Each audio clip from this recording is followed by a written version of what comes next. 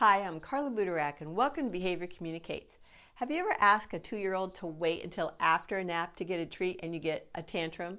Or how about that 3rd grader who keeps asking Monday, Tuesday, Wednesday when you're going to go to Grandma's house when you already told her that you were going on Friday? There's a reason for that. I recently learned at the Sarah Ward conference that 2-year-olds cannot anticipate into the future. Their future is now.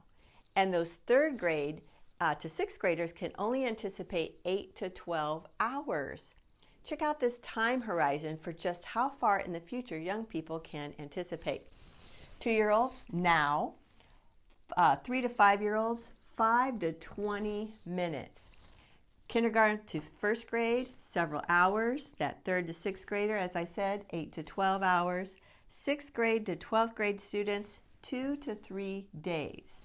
17 to 23-year-olds, 2 to 3 weeks, and 23 to 35-year-olds, 3 to 5 weeks.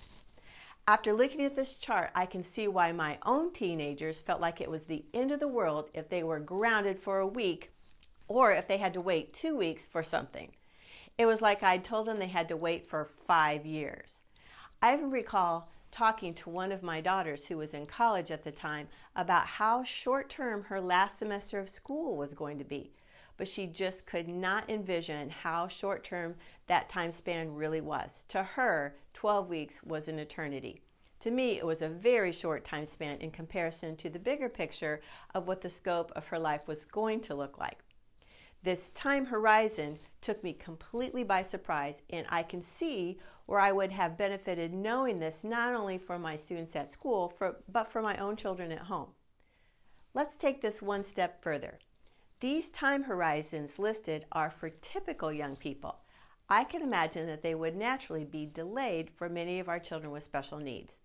I'm sure that visual supports like a calendar would be somewhat helpful, but I know now that I plan to be careful when I use visuals like first and then, for example. If I have a young student who can't anticipate a few hours or past a few hours, he or she may not be able to anticipate a reward after lunch for something promised at the start of the day. I can see many advantages for all of us to keep this in mind, and that's why I wanted to share. It will help all of us better understand our children and have more realistic expectations for what they can and cannot anticipate. Thank you so much for joining me here at Behavior Communicates. Just remember, the more we know about how to help the child or the student we love, the better quality life they will have.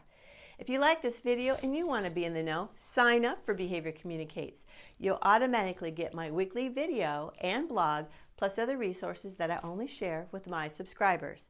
Please like this video, leave a comment below, and share it with all of your parents, your teachers, your friends, and your coworkers on Facebook, Twitter, and all your other social media. You take care, and I'll see you next time.